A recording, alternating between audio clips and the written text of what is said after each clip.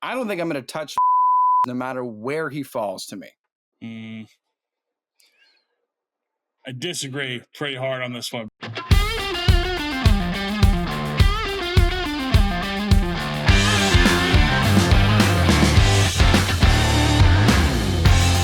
Hello! Welcome back to 4th and Troll Fantasy, the most entertaining fantasy football podcast on the planet. I'm Noah Selby. I'm Wes Selby. And we're back with another episode of 4th and Troll Fantasy. Nothing you can do to take me away from my gun. And that's it, right? Is that the song? I would sing along, but I know I'm like a half second delayed, and I don't want it to be like an echo. Let's try it. Come on, let's try it. It'll be great. No, that was my way of saying I don't know the song.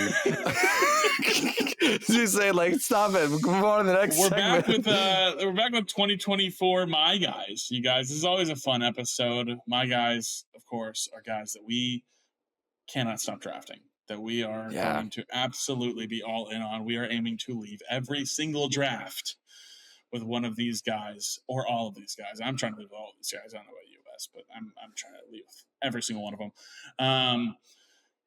It's going to be a blast. Wes, you good? How you doing? I'm great. You and I both kind of confessed to each other earlier this week, like it's begun. We were doing mock drafts. It's June and we're doing mock drafts. Yeah. And we won't even have an opportunity to even know some of our draft positions for some of these leagues for still months away at best. So, but we're those kind of people. So we have a podcast because we do the research all the time, but I'm pumped. I'll talk about my guys in a second. How are you? I'm good, dude. Yeah, I'm excited. We're mock drafting. We're here. We're finally we can say a couple months away now from the NFL season starting up. It's going to be exciting. We're getting OTA reports. I feel like football is back in a way that I hadn't before until right now. So it's going to be a fun time. We got a great episode. Make sure you're following us on our social media. We're always putting stuff out there. We're always tweeting fun stuff out when we think about it at 3 a.m. on the toilet together. Mm-hmm. That's always fun. And two toilets right across from each other. Yeah, it's like just facing each other. Yeah. It's like, no, what do you think about this guy? Do you think he's gonna pop off this season? What do you think? yeah, dude, it's good. Yeah. I cannot believe we just did that on the podcast right now. Who cares? This is entertaining. Yeah. It's all good. Listen, make sure you're following us on our socials. Make sure, go ahead and if you want to join our Discord, go ahead. We got a Patreon link below. We're giving away a signed James Cook jersey this season. If you can beat us in fantasy football, it's gonna be a fun time. Make sure you do that. That's all through our Patreon. It's gonna link below as well. Subscribe, like, ring the bell, and Wes, some people got paid. So let's talk about it. Several wide receivers got paid. Now, it was the most recent of these paid wide receivers, and this happened yesterday, but Justin Jefferson got the biggest bag in history for a non-quarterback. 4-year contract extension worth $140 million. I think it's $110 million guaranteed. Wow. But it's worth it, because he's the best in the league, and now we will wait to hear what CeeDee Lamb tries to ask for from Jerry Jones. But at least he got paid, and that is hopefully good news for us that do want to still draft him in the first round with the quarterback in question. Okay, the rest of the wide receivers that got paid. Nico Collins, 3-year contract extension. Suddenly, it's worth $72 million. Jalen Waddle got a contract extension, 3 years as well, $85 million. Both of those are before the Justin Jefferson signing for that contract extension. So wide receivers are getting paid big. More to come, I'm sure, this offseason. Last two pieces of news, not that exciting, but just something to pay attention to. The Jets signed former Bears running back Tariq Cohen on a 1-year deal. Okay, watch out, Breece Hall. I know, yeah, dude. Actually, it's funny. I got a report. It was like Braylon Allen, the running back they drafted, looks so good. Like it's like, yeah, I believe it.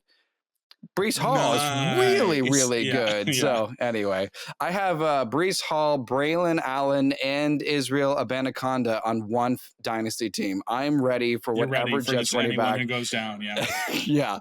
And last but not least, we talked about this some episodes ago, but it is just about official. Darren Waller is retiring. Okay, that's it for the news. Let's talk about some of our my guys. Noah. Let's do it, dude. I love this. I really do. I love this episode. It's a lot of fun. I mean, I'll fully confess. I texted you this morning, and I said, "Oh my gosh, it's today, my guys. Like today, we gotta have my guys by today. Like what? Like what?" And I just had to go back through, look at a lot of my mock drafts, figure out, okay, who are these guys that I'm just real high on, and who are these guys that I cannot stop drafting, that I'll reach in the draft, that I have to get them on my team. I'm excited to talk about them. In addition to my guys, though, we've also got a little bit someone for you extra at the end of this. We're also going to be telling you guys one player each that we're staying completely away from, more of a keep away than a my guy. Wes, start us off because you got a fun first my guy here. I say that and I don't even know who it is. We haven't told each other. We could have the exact same my guys. This is going to be a lot of fun. We don't usually go in blind with this, but we are this week, or we are this year. So let's do it. I want to also just kind of preface, like when we were texting each other, we're just confirming for the trollers. These are early my guys. So this is how we're feeling right now. Started June. Things will change. We'll be talking about players that we're really excited about and players that we really want to target. But right now, this is how we feel. And the first of my guys is someone that is very, very, very early in mock drafts right now. And I tried to find someone else that I wanted to talk about instead of this guy, but I looked at some of these mock drafts and I was like, I'm taking him every single time. I just figured out who it is. You figured it out, yeah. I looked at the breakdown. I just figured out who it is. I jotted out some notes, but I think my first mock guy I'm going to talk about is De'Von Achane. Yeah, I've done mock drafts and I've taken him every single time in the second round. That includes like at the the first pick in the second round. Like I just go all the way to get him because here's a couple of numbers, and then just a realistic expectation. Right now, turn of the second, third round, but really he's pretty much a second round pick. He was 5th in points per game at the running back position. He was a top 5 running back last year if he played every single game. And the way he was playing, and obviously that Broncos game was legendary, but that was how he played the rest of the season. He was fantastic. His yards per carry is astronomical. Right now, it is 7.8 yards per carry. That is redonkulous. And the next best running back that had at least 100 carries for the season last year was 5.4 yards per carry, Christian McCaffrey. It's 2.4 yards more per carry. So statistically, De'Von Achane is insane. And honestly, if he plays all 17 games, De'Von Achane could have the most points scored in fantasy football.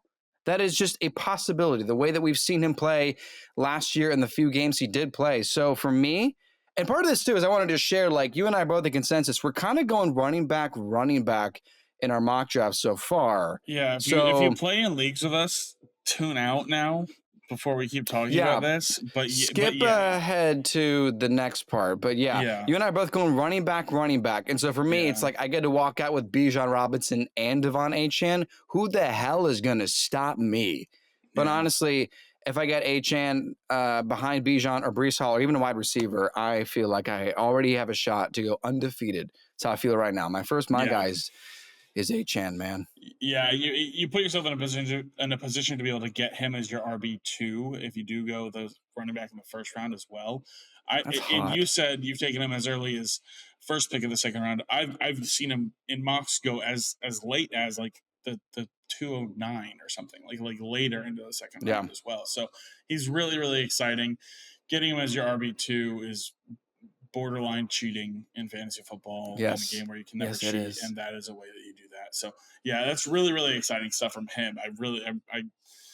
We talked about him a little bit in the injuries episode already, and I was worried as an RB1, but as an RB2, it's just you can't pass it up. I don't think the upside is unreal.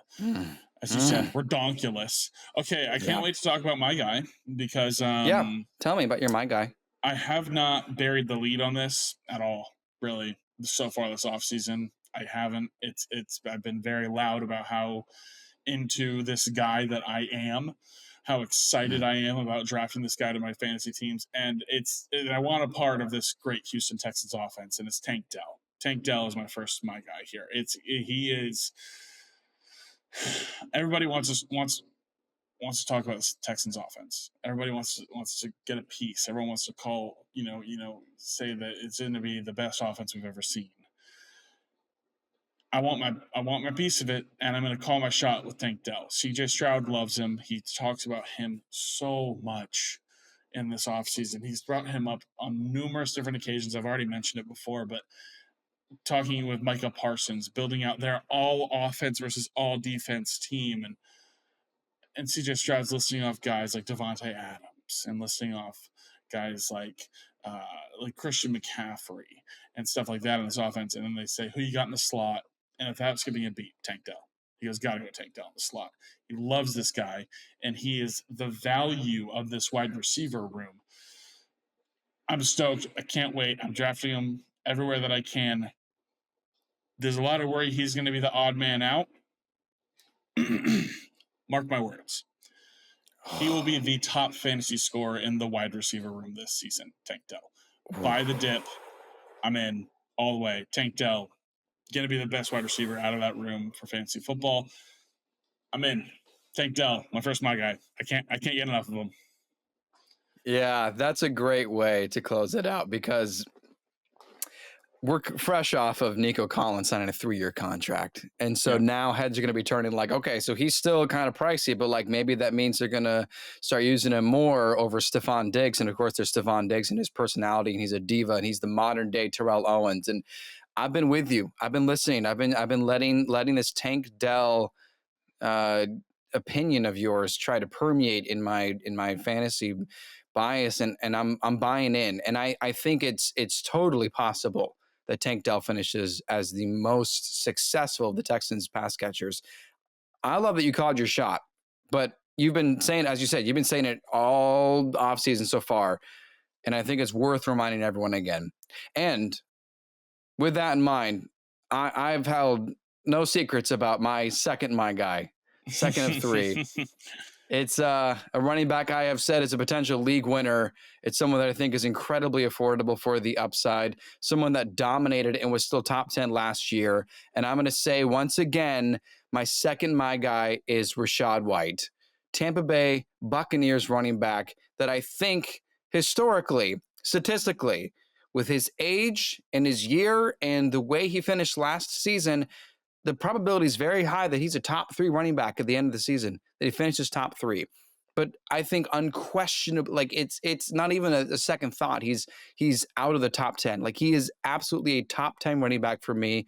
When we get to our top 10 rankings, I cannot wait to see how high I dare to put him because he's going to be great.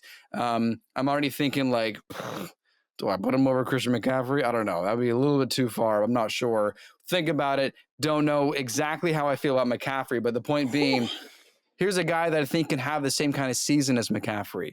And I was going to talk about Achane having an insane upside, but historically, statistically, and with what we saw with our own 2 eyes, each one of us that have eyes and can listen to the radio and listen to TV and any kind of sensory experience that witnessed Rachaad White in any way, we know he's great and he's going to continue to be great. And he's been going up a little bit in ADP, so he's starting to get more and more solidified in the 4th round, but he's a 4th, 5th turn running back that I think has incredible upside. Rachaad White, I have to have him every single draft.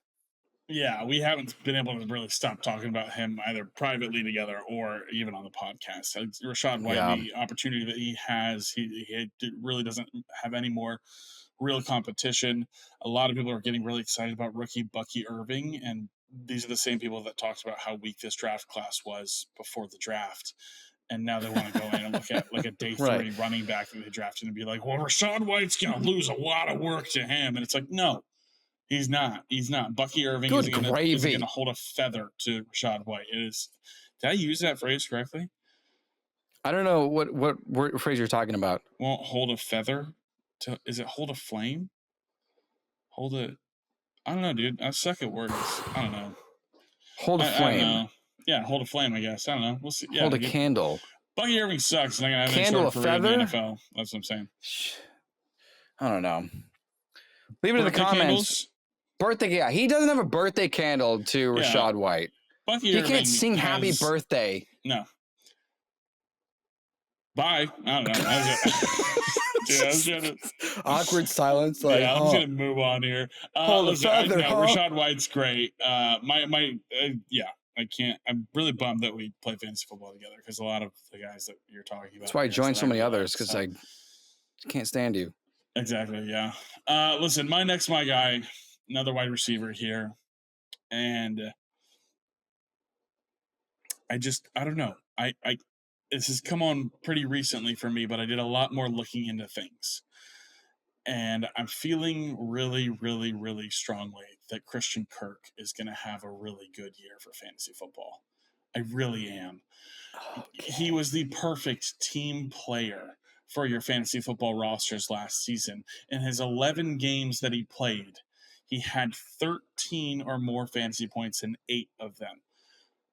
A few of them, he was a top 15 wide receiver. A few of them, he was getting up into the 20-point range, but he was floating around that 13, 14, 15, 16, 17-point range in 8 of his 11 games played.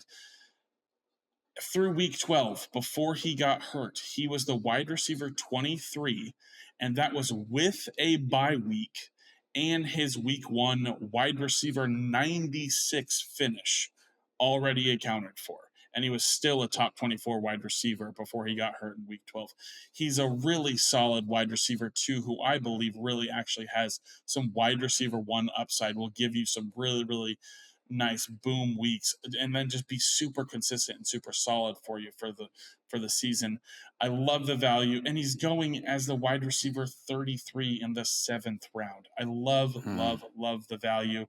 Is a guy who has consistency and the upside of a team who's just vacated 36% of the opportunities in their wide receiver room and brought in Gabe Davis. Okay, cool. What do you want from me? Get a life.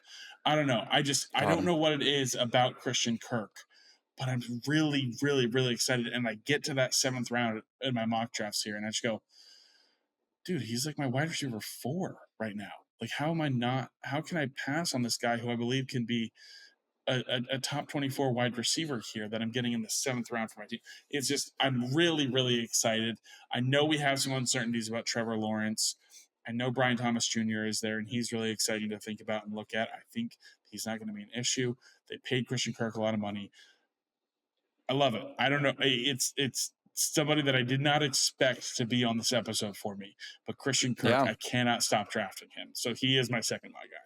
Fascinating. And it's amazing that I heard, I think yesterday or 2 days ago, that some report where as excited as people were about Calvin Ridley last year with the Jaguars, people were seeing the immediate chemistry between Trevor Lawrence and Christian Kirk, and Lawrence was devastated personally when Kirk went down for the year. So yeah. I think that there is some real merit in drafting Christian Kirk and having that kind of wide receiver 2 upside. Which saying top 24 is not like awesome, but when you think about getting a 7th round player that can be a starter, come on. You want everyone enticing to be, your goal is you get the upside, you get a bunch of top 10 wide receivers on your team. But when you can add a guy in the 7th round who's going to be solid all year round and get you around that 15-point range all year round to be a consistent contributor for your team, excuse me, and then who will give you some of those top 10 weeks, it's too hard to pass up on him. So I'm done talking about him. If I keep going, I'm going to cry tears of happiness. Wes, let's go to your third my guy here. Yeah, I've been really excited about this player for a while, and I'll just say for the record, for all of these players, I have a backup of some kind. You know, if someone dares try to take Rachaad White from me, I know next in line, okay, James Cook is right there, and I feel very good about getting James Cook. Devon Achane, 2nd round, I'm going to end up with a great player anyway.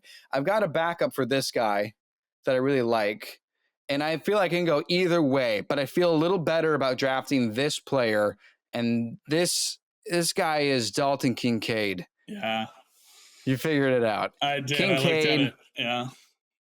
Kincaid, I think, is going to have an elite tight end season. Right now, He is, and it depends on your view on tight end, especially for the kind of upside you believe in the player. But we're at the 5-6 turn right now is ADP. That could be a bit pricey depending on the player that's available. Maybe there's a running back, wide receiver next in line that you're really interested in. Anthony Richardson's around that same spot too. So it depends on your strategy. But for me personally, it'd be great to have Anthony Richardson. But I'm just as excited about a bunch of other quarterbacks. Point being, Dalton Kincaid, I think, is going to have maybe like a Travis Kelce type of season. And I'm not saying he's going to have like 300 points or whatever, but because of Taylor Swift. Yeah, he's going to find some pop star, date them, and they're going to be great. But I think the way Dalton Kincaid's season, the road ahead is here's an elite quarterback. Here's a talented, fantastic quarterback that has a top pass catcher at the tight end position. And I think Dalton Kincaid, when I was scouting him personally, I said this last year, the rookie draft class, I said, he reminds me of Cooper Kupp.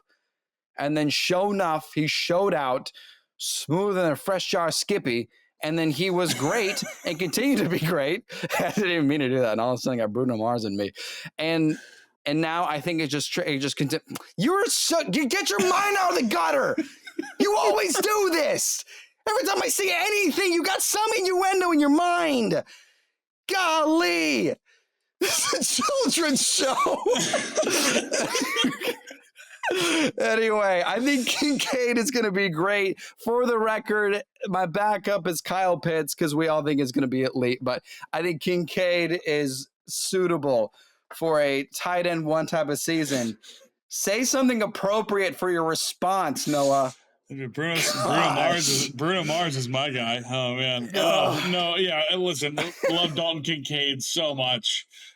He is going to be the top target in this offense, I believe. I fully agree that he could have a Travis Kelce type season. I love Dalton Kincaid. I really, really do. And I really like the 5-6 turn right there as well. I think he's really good value, who has a guy who has a chance to be this kind of like top 5, maybe a top 3 guy who's going a little bit after those guys are. Dude, in our early mock draft episode, we were like, wow, I'm so glad we're not drafting tight ends in the second round again. And then I saw Laporta going the second round in a bunch of these mock drafts I was just doing. And I was like, come on, man, what are we doing this again for? And I'm glad you talked about Kincaid because I'm going to bring another guy at the position into this. My guy here. I don't know why I can't stop gravitating to Dallas Cowboys tight ends. But I'd assume it's because Dak Prescott can't stop targeting Dallas Cowboys tight ends. My third guy is Jake Ferguson. And Jake Eagles defensive backs. That too, yeah, especially on screen passes. A guy that I'm really excited about, Jake Ferguson. The tight end position for Dak Prescott has become a feature role. Each of the last 2 seasons that Dak has played fully healthy, we have seen him have a tight end be the second highest target earner on the offense. It's 2 different tight ends. That's Jake Ferguson and that was Dalton Schultz, each of Dak's last 2 healthy seasons. So I'm really, really excited about Ferguson this year. He was the most targeted tight end in the red zone last season. I don't know if a lot of people know that. I think you would think that it's Travis Kelce or that it's Mark Andrews or that it was George Kittle or something like that. Jake Ferguson, 25 red zone targets last season, led the NFL, only equaled out to 5 receiving touchdowns. That doesn't feel right to me. A 20% touchdown rate there. I'm expecting and predicting that rises. And that's why I'm really excited about Jake Ferguson this year. I love the usage. I love the upside. I love that Dallas added no one or no one's mother to this offense at all. I love that Dak Prescott is in a contract year. I love it. I think there's going to be a lot of flow here for Dak Prescott in this passing offense with CeeDee Lamb, with Jake Ferguson. Maybe CeeDee holds out. Maybe Jake Ferguson just becomes that dude. Maybe we see that a little bit. I don't know. That'd be a stretch. Regardless on if he does or not. Right. Regardless on if he does or not, Jake Ferguson is absolutely the guy that I'm trying to leave every single draft with. He's going in the 9th round as the tight end 11. And I think he's a guy who could, by the end of the season, end up as a fringe top 5, maybe tight end 6, tight end 7 kind of guy. I think there's a handful of guys that can really be top 5 this year. And Jake Ferguson isn't one of those guys. But Jake Ferguson is a guy that's going in the 9th round as the tight end 11, who I think can be just outside of that tier, especially if those touchdowns go up. I think it's just too good to pass up over the value in the draft. And when you're not drafting a tight end in the 5th or 6th round, you're getting to get guys that are real other difference makers there. Guys that I like Christian Kirk, guys that are also going around that area, other different running backs you may want to, David Montgomery, Kenneth Walker, whatever it may be. Or maybe you want to get a quarterback there like Anthony Richardson in the 5th round. You save that positional spot there and you're able to get someone like Jake Ferguson. I'm really, really excited about him. And I think he's going to be really, really solid, especially if these touchdowns pick up. So 3rd, my guy, 6th in total for the episode. Man, I love my guys. Yeah. It's so much fun. Dude. Really fun. Really fun. Yeah, I just think it's going to be a really exciting year for all of these guys we just talked about. Now, let's get sad for a second, because that's fun to do on sadness, darkness, and just black screen fade out. Let's do a couple keepaways here, Wes. Just someone who may be overpriced, may have to compete for more opportunities, might be a new player, that kind of thing. Let us know who's one guy you're just keeping away from drafts to close out this episode. There's a couple of people that I thought about for highlighting as my keep away player for this episode. One of them was Stefon Diggs, but we've kind of talked about the Texans players and just the competition and the draft price to pay for a 3rd round wide receiver. I think is too old to do anything and is on a new team and on a. Similarly, I think there's more players, but it leads into my actual keep away, and that is Mark Andrews. I'm having a little bit of trouble.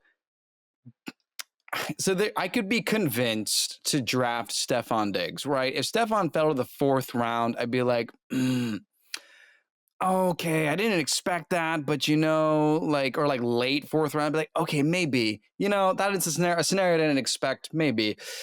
His new teammate, Derrick Henry, is someone I also thought, I don't know if I wanted, but if he fell to the 5th round, I'd be like, well, maybe. I don't see any round where I would be willing to draft Mark Andrews because, one, I just mentioned Derrick Henry's on this team, and I think they're going to have to use this guy. He is an incredible running back, plus Lamar Jackson. The rushing upside on this team is phenomenal. Zay Flowers, this is the next point. Zay Flowers, I think, is going to have a very solid season and is going to be the true number 1 target for Lamar Jackson. And again, I've been saying it for a long time. I don't think Isaiah Likely just dissolves back to the tight end too. I think he's going to be part of this team. And so there's no way he is going to be a top 10 tight end to me.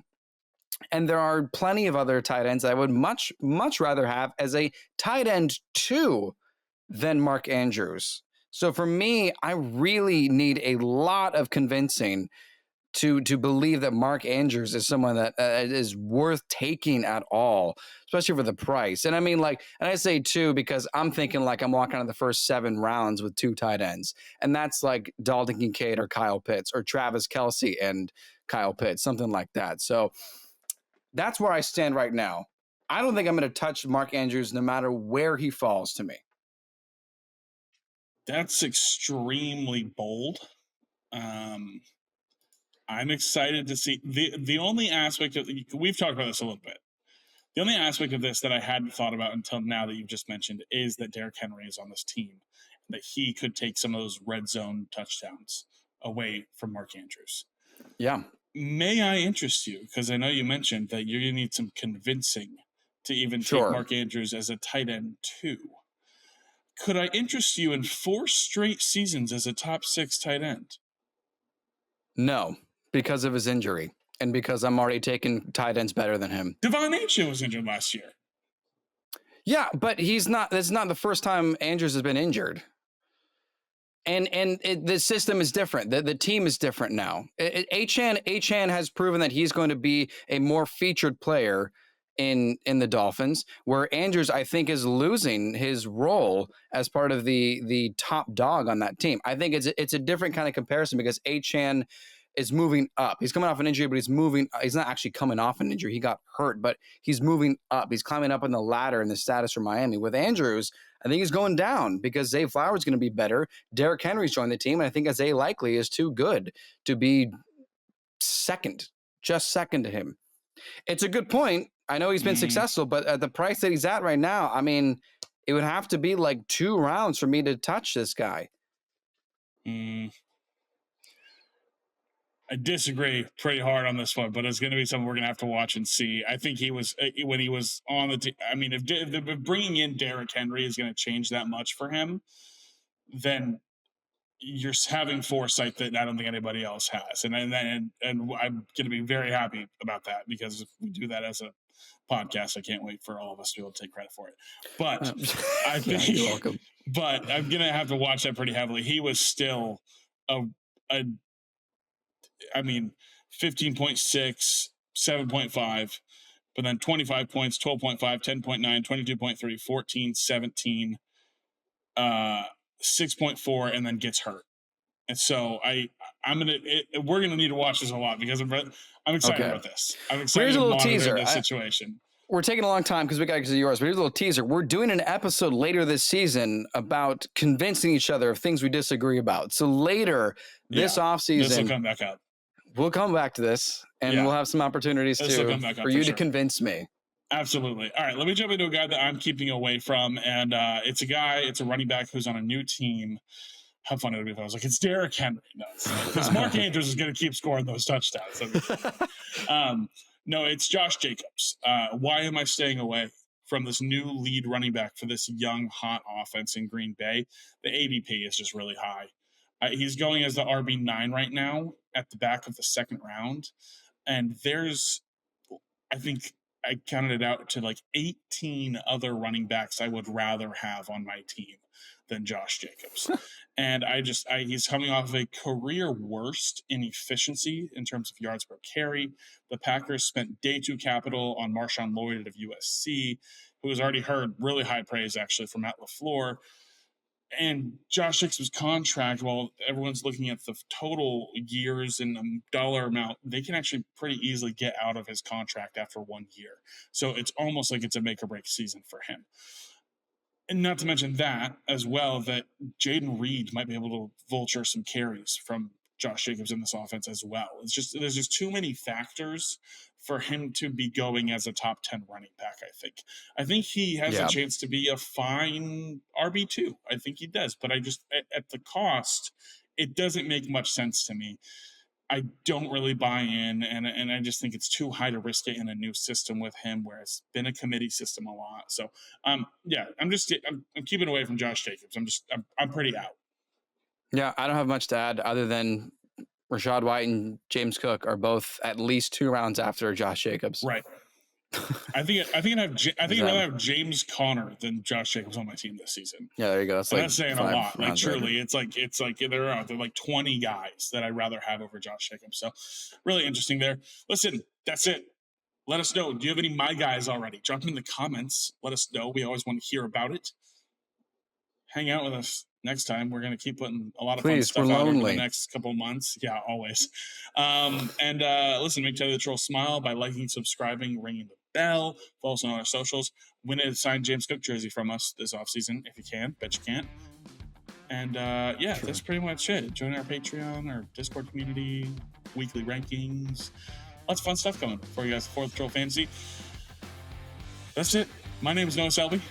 I'm Wes Selby. And this has been 4th Troll Fantasy.